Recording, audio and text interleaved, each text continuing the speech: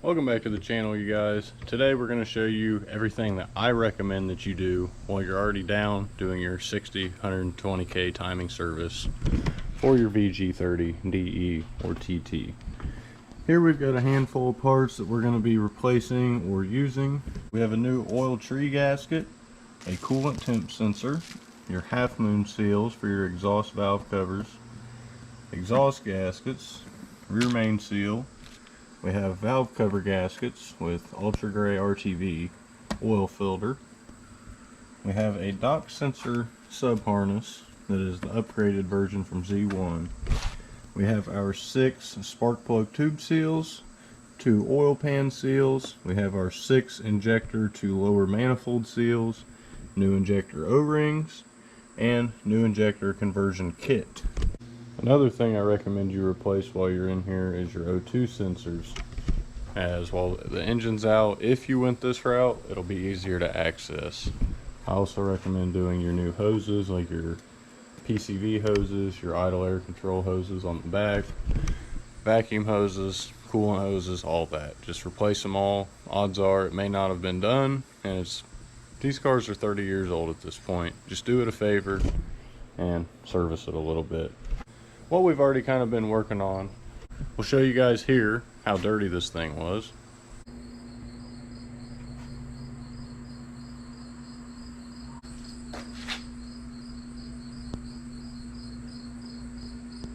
Wow, super cruddy. Not to mention just the side of the head. Ugh. Now with the help of a little bit of brake cleaner, we've literally cleaned the whole back of this thing to make it look brand new. Sides aren't as clean, but we'll wire brush that once we get the manifolds off to change them and to redo the gaskets. Another thing we've done, you can see our valve covers from this side, how dirty, nasty, and crusty they are. You come over here and they're all clean and shined up. So I always recommend to clean everything up while you can. Just peace of mind, and so that way the next time there is a leak, it's much easier to tell where it's coming from because you have a clean surface to inspect. So now what we're going to do is we're going to clean up our other 2 valve covers so we can move on. And we'll do our valve covers first, show you guys how to reseal those and redo your gaskets. So to remove your valve covers, at least your exhaust valve covers, you'll want to remove this piece right here, which is your spark plug tube or ornament cover piece. That's only held in by 4 12mm bolts. They shouldn't be that tight. Once you remove that, what I prefer to do here is remove this first, which you have your 8 bolts. And a lot of times this may or may not be there, but that is just a bracket to hold your O2 sensor wire up. Now when you remove all 4 of these, I like to take a claw hammer and pry right here, because this is sealed on with RTV and this is just on with the gasket. To remove this, you have your 4 Phillips screws or bolts, which are shouldered, and they come out pretty easily. They're not ever torqued down to but a couple foot-pounds. So I've already got mine off, so I'm going to show you guys how to clean them. Let's start with the exhaust valve cover. You can always just pull all your old RTV out that's still in there. Make sure not to drop it inside the engine. Usually all the baked stuff on the inside is fairly easy to remove. Like that. To clean your valve covers, I just use a wire brush and maybe some brake cleaner sometimes for all the oil soaked spots, and to clean it for a final finish every time. It takes a little bit of time and some elbow grease to get this done, so see you in an hour. Now that it's all cleaned up, what I like to do to clean the other side is I like to take a razor, clean the edges, knock it all down, then go back with a pick to clean it up. I want to apologize ahead of time if my fan is annoying. It's 95 degrees outside, so we need a little bit of something. Pull the RTV off. I do go back to finish it with a wire brush after we use a pick to go through and clean all the RTV out of the smush gap. what I like to do is scrape it all on one side and then come back, scrape it on the other side to pull it all off. There, big chunk. What I like to do when I clean the mating surface here is I like to use a razor blade and shave all this RTV off where that little lip is on the valve cover, and let all of the pieces fall onto your rag, and then you can pull it outwards and dump it off as you remove it to make sure you drop nothing down into the head. Then I like to go back with a wire brush and clean it the rest of the way. Before I put the RTV on it, I'll go back with a rag and wipe it with brake cleaner. Now that we're all cleaned up here with the wire brush, we've also got the half moon seal spot pretty cleaned out, except that little chunk. Still have to go back with our brake cleaner. We'll do that before we seal it. So since we have this already clean, go ahead, set it back on. Now what I recommend you do here is pull all these screws out and pop the grommets off to the side so you can remove them to be able to clean this much better. Next, you can remove this valve cover so we can clean it. I don't recommend using brake cleaner on this one. Reason being is this is actually, the intakes are usually painted from factory, and if you use brake cleaner you're going to flake it all off. Still doesn't look good how it is, but if you just take a rag and scrub all the dirt off, or even use Dawn dish soap and water, it'll clean up very nicely. Now the valve cover is all wiped down and cleaned up. Grab a relatively clean rag, and usually you don't need to do much up here. It'll just be kind of dirty and gunked up. Since this one takes a gasket, usually it all goes away with just a wipe with a rag. But while we're here, go ahead and remove your 2 bolts for your VTC solenoid. You can pull that off, clean all your RTV off, use a wire brush, brake cleaner, and clean this whole unit up. When the bolts are off, you just pry downwards, upwards, and it'll come off. So just clean up your sealing surface, go back, clean there, and the rest of your valve covers. And then we're ready to put our gasket back on. So what you can do when you have your valve cover mating surface all cleaned up and your half moons ready, go ahead and take your valve cover gasket and start to place it inside of the valve cover. And both of them have this half moon or the VTC spot slightly offset, so you'll want to watch for that to make sure you know which one goes where. Now before we set this on, what we're going to do, since we're all clean, we're going to grab a rag, we're going to grab some brake cleaner,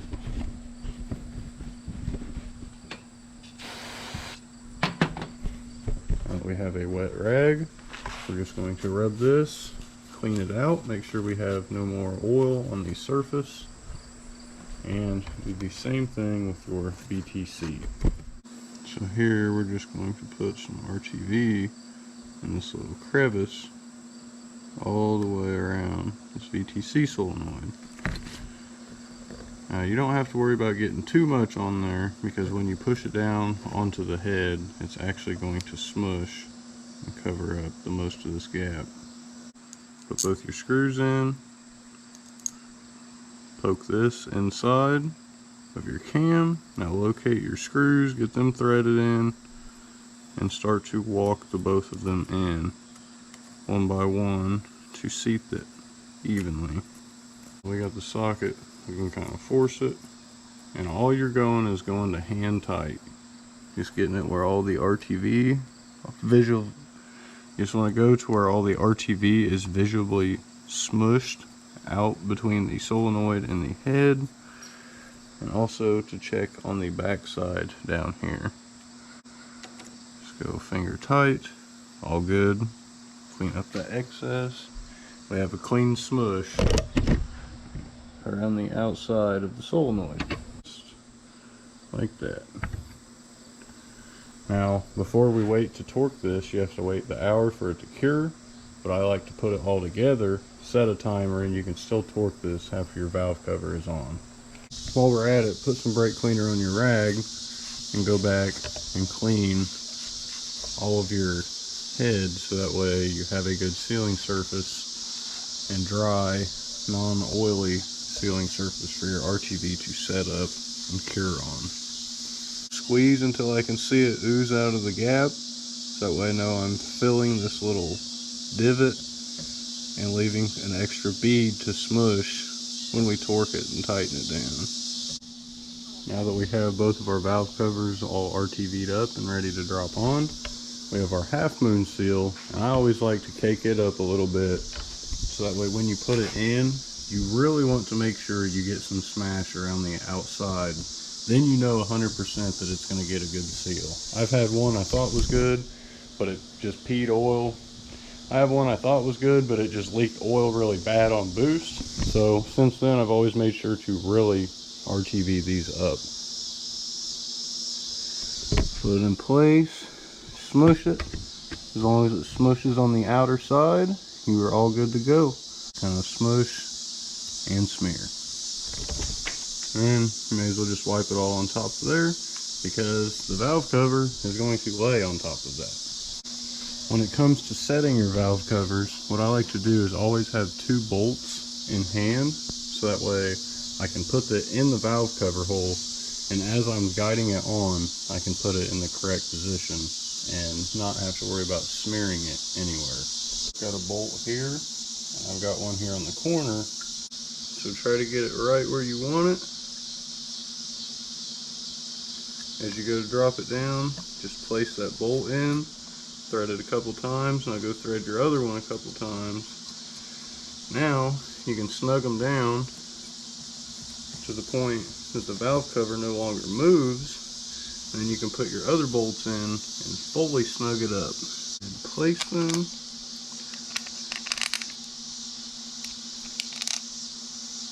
Now that we have all the bolts on, let's go ahead, tighten each of them down hand tight in kind of a crisscross pattern so you can ensure you get a good seat evenly on the valve cover. Remember, you just want it hand tight until the RTV cures. Once we get this placed down, we're going to set a timer for an hour so we can come back and torque this down when the hour's up, which we already did our VTCs. The time is up. And for these bolts, I believe the torque spec is literally like 5 to 7 foot-pounds. I don't use a torque wrench. I just go pretty much hand tight because that's all that these need. So now we wait on this for the next hour to dry. Let's go ahead, take these spark plug tubes, replace the seals, and let's clean these up before we put them on to make it look nicer. We'll do that. We'll do it for the both of them. Now when those are all clean, take your seal and just put them on. Should be nice and tight. Sometimes I've had some that were pretty loose and would just fall off. Those are kind of annoying, not gonna lie. A little dab of RTV will keep them on. Now we have this seated. Let's grab our 4 bolts. Now let's place it on the engine. Sorry, I know it's a little dark in here. I'm limited to my lights. I've got 2 here and here. I really need them up so that way they're not shining in your guys' face, but working with what we got. Just honestly, just turn it till it quits turning. Don't force it. That's it. They just need to be snug. So now it's the next day, which you may want to do unless you do your oil pan first, which we will get to today, because you don't want to flip your engine upside down, have all your residual oil come up here into your freshly resealed valve cover. So we waited 12 hours. Now we're back. They should be dry enough. So our next step, let's get to removing these exhaust manifolds, which has just 2 bolts / nuts. They're really studs with washers and nuts. Here, here, here, here, here, here. And while we're here, we will go ahead and remove this engine mount bracket, which you can see has 4 bolts on it. And that'll remove that bracket and our engine mount. The reason you need to pull these brackets off is so you can actually get access down here, because if not, going to be super tight, and there's no way you're going to be able to get these two nuts off. Now that we have this off, all unbolted, give it a little punch, couple tugs, and it'll come right off.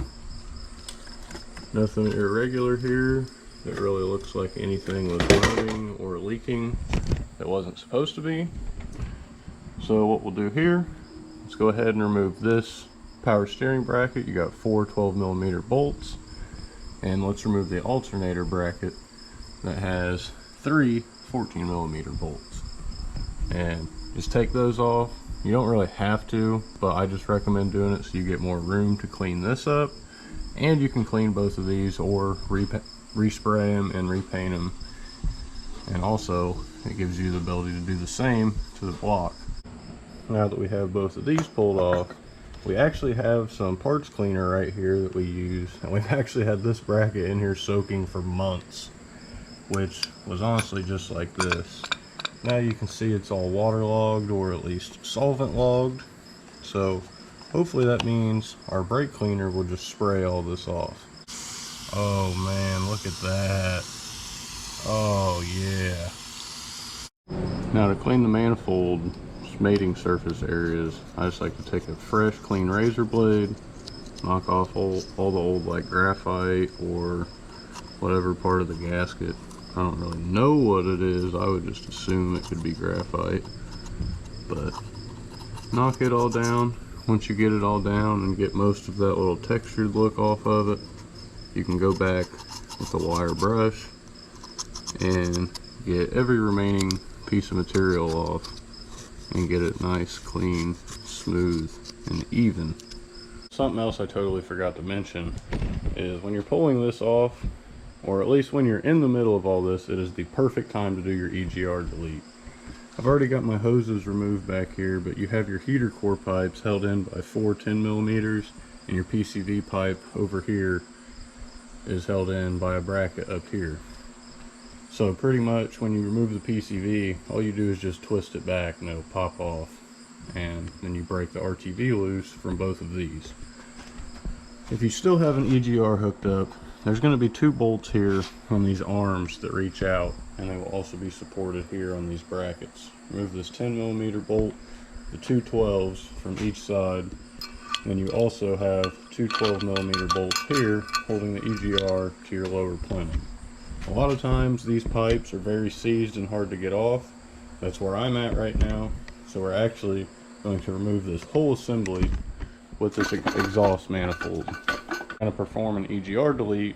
I'm not putting this in the title or anything of the video because this is subjective depending where you live. Not everywhere has emissions. I'm in Indiana. I don't have to worry about that, but a lot of other states do. So this is something you need to keep on your car if you are in them places. Now we actually have a replacement one, or either we have this welded up, or we actually have an EGR delete bung that you can use to plug that hole in the exhaust, like this. Also what you can do is just cut that pipe off and have it welded, which I have another one of these fittings from one I've cut off, so I can weld it and make my own delete. If not, that little plug's like 20 bucks. What we're gonna do over here, before we clean all this up, remove our AC bracket, which is held in by 3 14mm bolts, and then you have a long 12mm bolt right here, and then you can pull that assembly off. Here you have your transmission support plates, 2 14mm. Those are on both sides. However, you can't access this one until you remove your oil tree. So to remove your oil tree, 4 12mm bolts, and what I like to do is tap it with a hammer or mallet to crack it loose, then wiggle it up and down and pull out at the same time. But make sure you drain your oil beforehand so you don't have to worry about making an absolute mess pulling this off. Decided before we take this off, what we're going to do is we're going to spray all this with the rust converter or rust reformer, whichever, and we're going to freshen up the block a little bit.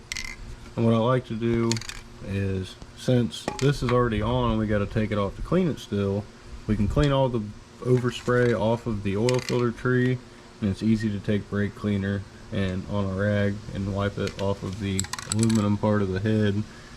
So that way we really don't have to worry about masking up a whole lot. So when you have all like the dust and rust off and it's degreased as much as you can, just go ahead. I don't like to just coat it heavy. I just spray on and off so I can kind of direct where it's going. And you don't want to get too much on there because you do a couple coats.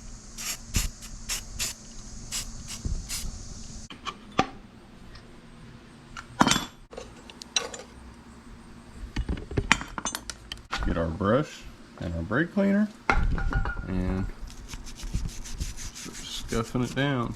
You can also use red Scotch-Brite to get all the dirt and caked up nastiness off. Now we're all cleaned up. Let's start spraying.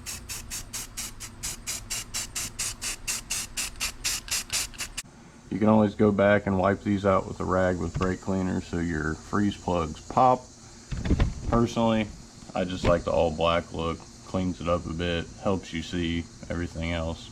Only if your freeze plugs are new, yeah, go ahead and do it then, because then it really pops. But if they're old, don't worry about it. Now before we go ahead and pull this tree off, let's drain the oil, as I don't believe I've done so yet. Wow, there's actually a copper crush washer on here. Maybe someone cared about this thing after all. Get all 4 of your bolts loose, and I'll just slightly tap it right here. As you can see, it's separated. You wiggle the oil filter tree back and forth and totally free it up. You also always want to examine your check valves here and make sure they're not damaged, because if they are, those balls can fall into your little housing there, get pulled into your oil pump, and destroy your engine. So just take a razor blade, clean up all of that on that surface, and same thing here over on your oil tree. Now go ahead, take your oil filter housing if you want. This is obviously all optional when it comes to the cleaning, and give it some scrubbing.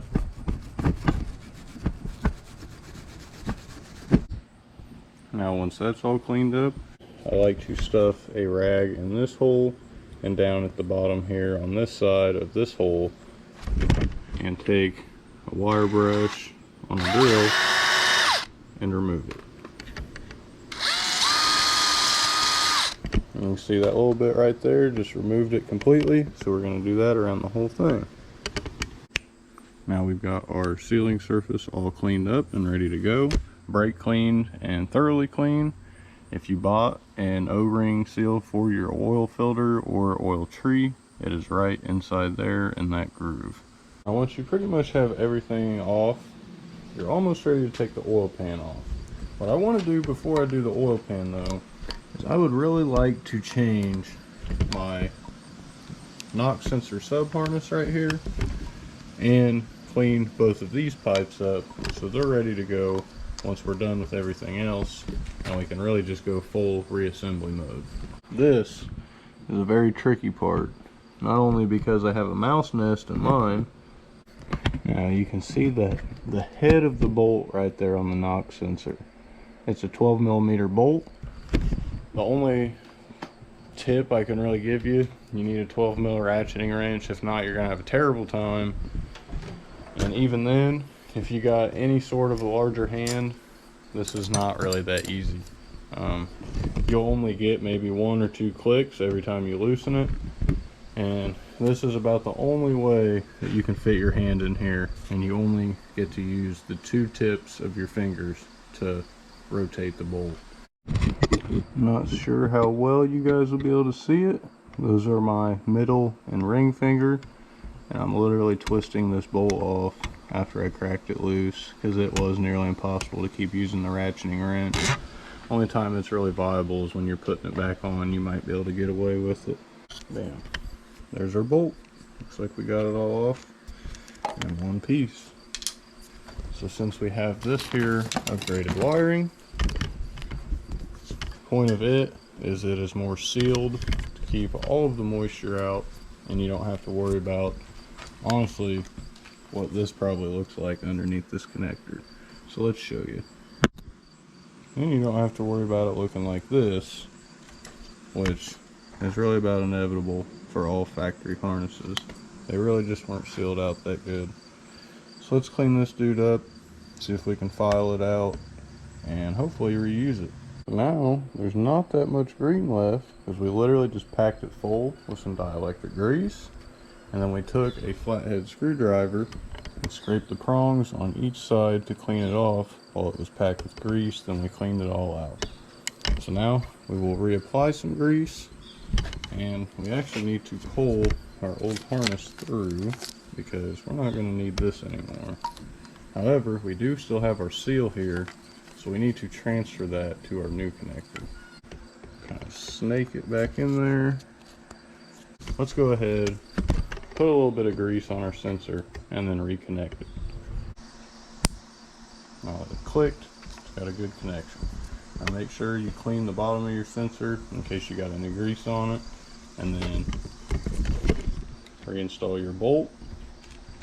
And I like to go in with my hand after the bolt goes in the threaded hole to see if I can get it started. If I can at least get it started, spin it a couple times. Now let's pull on my sensor. My sensor's not going anywhere, so that means our bolt must be started. So now we'll just go ahead, turn it all the way that we can. Or you can grab your 12mm ratcheting wrench and put it to use instead of cramping your hand up. I like to move on the connector of the sensor both ways to make sure that it is tight. Now you can reapply or reinstall your knock sensor. Now that that's done, let's flip our engine upside down to get access to our oil pan. Now we've got the engine flipped upside down. I do recommend putting a pan down to catch everything, as I did have some coolant left that decided to splash out everywhere. Tried to clean it up as much off my timing system as possible, but a little bit of residual, sure it won't hurt. I believe there's almost 20 10mm bolts here along the edge of this oil pan. So go ahead, remove each of these, and then what I like to do is take a pry bar or flathead screwdriver, hammer it in this way where it's even with the block, hammer in here where it's even with the block, another one right here, and another one right here. Usually that's enough to lift and separate the RTV sealing the pan to the block. Here is the method that I was speaking of with the screwdriver. With a thick screwdriver, hammer it in, and just like that, it cracked the seal on the whole side. Now you can pry it slightly to lift the other side, and it'll crack it loose, just like that. Pull it straight up.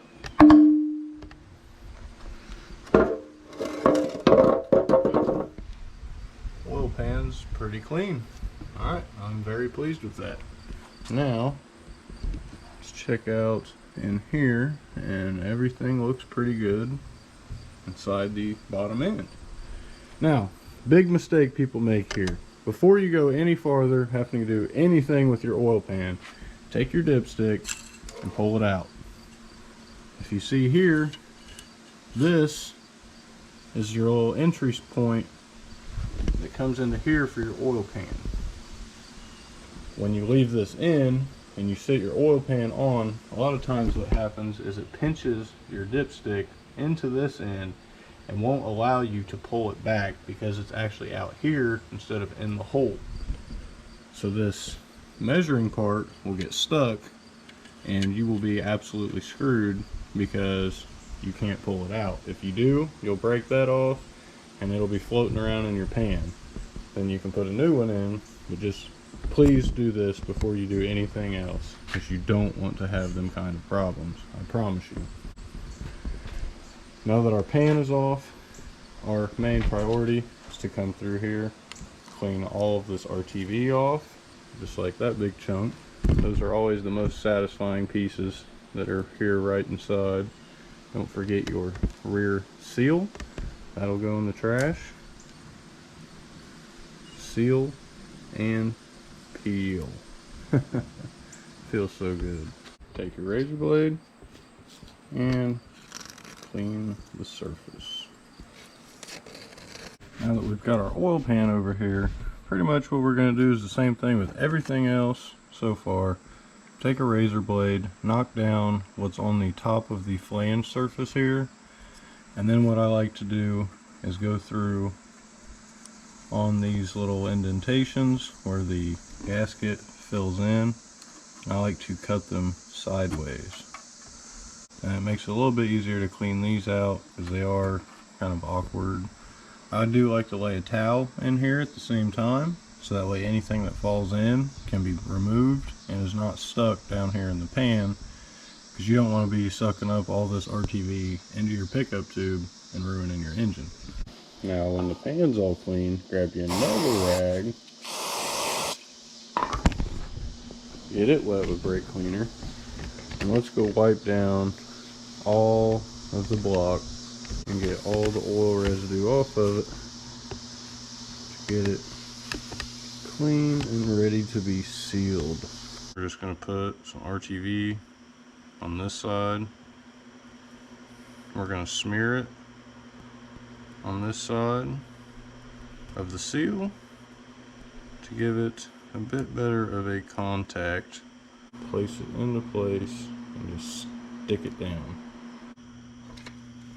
And just like the seal, I always smear it on these corners to give it a better contact or seal area. I believe these back ones you actually want to go behind the bolt hole. I just noticed that, so I went ahead, fix that over here. I'll just borrow some RTV. When I turn this pan over, I'm going to keep this hump over here as the low point, so that way I'm not bringing it up and over so it comes out and spills. And we're going to place this pan on the engine. I do have a video for this specifically that goes a little more in detail.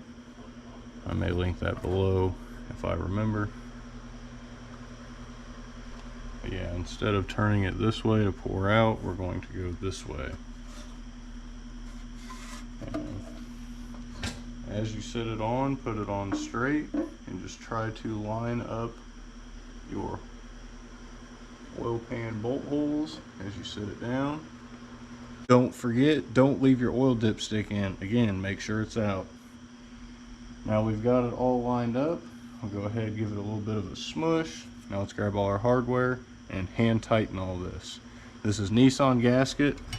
I believe it says you can torque it to spec right away, and it's able to be go back into use or driven within 2 hours. I think it's actually 45 minutes. I wait 10 minutes, let it tack up, and then I finally torque it down. And these bolts are the same as for all of the valve covers and whatnot, the VTCs, hand tight. I will drop torque spec for what the factory service manual says. Now the pan's on, we have tightened every bolt down. What we do to start tightening is we always start in the corner here and we skip and do every other bolt until we get to the corner, do the next corner, skip every other bolt, and then go back and do all those loose ones. Let it sit. It's been 10 minutes now, so we're going to go back and tighten these all down to hand tight. Wipe off all the smushed RTV just to kind of clean it up. Even if it looks like this, I think this looks way better than this. We're actually going to let this dry overnight, so that way we really don't have any issues. It's dark, and I know it's hard for you guys to see, and I don't want to whitewash everything with these lights. So we'll catch you in the morning. Well, it's the next day, and let's go ahead and flip our engine back over. Now we can also put our oil dipstick in. So everything's sealed, and we can pop that through. So now that we have our engine up front, straight up and down, let's go ahead and start putting all of our brackets back on, so that way we can mount our oil tree and get to putting our exhaust manifolds on. So the reason being why you have to do this before you put this on is the access for these two trans brace bolts are nearly non-existent. So you always want to remove your oil tree, or at least do this while your oil tree is removed. Now I recommend you put the bolts in with the gasket, as it'll keep it from spinning as you put it on, and it makes it a little easier to install. Now tighten down your oil tree, and I will post the torque specs below. However, I believe they are 12 to 15, as most bolts these size on this engine are 12 to 15 foot-pounds. And now that we're here is an excellent time to replace your oil filter with an OEM unit, especially since we just drained all of our pan. Now our oil filter's on and everything is looking nice and fresh. Now let's move on to our exhaust manifolds. To do this, it's literally super simple. Just go through, wipe all of your mating surfaces off with brake cleaner and a rag, and put your new exhaust gasket on. I've already cleaned mine, so we're all good to go. Give your manifolds a good scraping, then you can always go back, hit it with a wire brush, get it totally clean. Now once your manifold's all cleaned up, put your gasket on and reinstall your exhaust manifold. The torque spec for these 6 bolts are 17 to 20 foot-pounds. What I do is I skip bottom, top, bottom, top, bottom, top, to kind of even the load when you're tightening it down. Next, let's go ahead and put both of our brackets on here for our power steering and our alternator. The torque specs here are 12 to 15 foot-pounds and 16 to 22 foot-pounds on your alternator bracket. Now that we've got all of these back on, I think it's time for us to go ahead and put our engine mounts on. That's one thing I'm not too worried about cleaning up, but obviously I know I'm not going to be able to resist, and we're going to scuff them up just to make them look presentable with everything else. Now the bracket is on, and we're actually going to torque this to the same as the alternator bracket because they're the same size bolts. So it'll be the 17 to 23, and I believe we're at 20 right now. When installing your engine mount, make sure you put that little dowel inside of the engine mount and it locates it and locks it into place, so then you can have it the correct direction. Next is the coolant temp sensor. This we're actually not going to install yet because we still don't have the pipes to put in, but we're going to clean them up before we do. It's very simple. All you need is a 19mm deep well socket. It'll fit over this in a certain direction and it'll come off. Also, we are upgrading to new style fuel injectors. I actually have a full video on this, so I'll tag right up here if you're interested in changing your fuel injectors or converting your fuel injectors from old style to new style with these adapter kits. And that just leaves us with the rear main seal. So let's finish this up and get it to where we can sit it on the ground, get this engine stand off the back, and access to the rear main. To pull the rear main seal, I have this seal puller that I also like to use with this, so I can poke holes in the inner edge of the seal and try to bite the edge of the lip and pull the seal out. If it's not that seized, that is. Oh man. I get a bit longer of a screw, but it appears this is all I've got. So let's pierce it right here.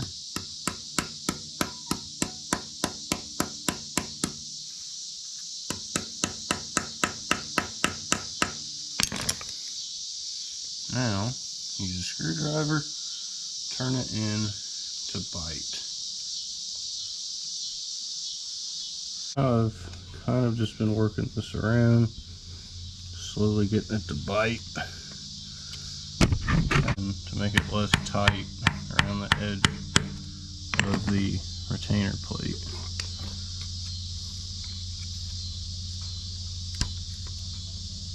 Oh, there we go, it worked.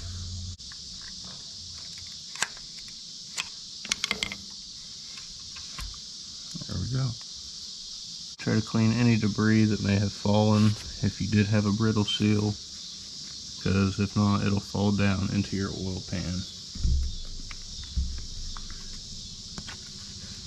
It appears the crank is still good, so it's a big plus, no scratches. To install your new rear main seal, you want to put oil on the little inside lip here that's going to be riding along the crank.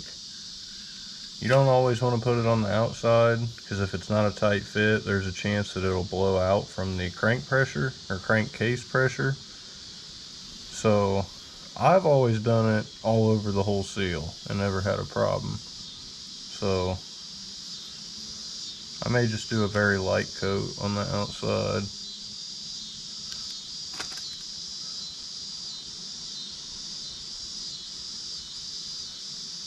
Just to help ease of installation a little bit. You want to try to fit it on the crank first, because you have the tight little inner lip that actually has this spring on it to keep it tight. So what you want to do is keep that tight on the crank as you walk it around to get it started. And once you know you have that all in place, you can start to drive the seal in. Ideally, you want to drive it as evenly as possible. This one's pretty beat, but I like to use this seal to tap the old one in, and I do that with a flathead screwdriver. I just put it behind the metal ring of this one, place it on the high spot, and give it a couple taps. And I do so, and I just work my way around the crank to seat the rear main. And you want to get the seal as flush with this retainer as possible. You don't want it to go too far in, although I've had one go in and I've not had a problem, so you shouldn't either.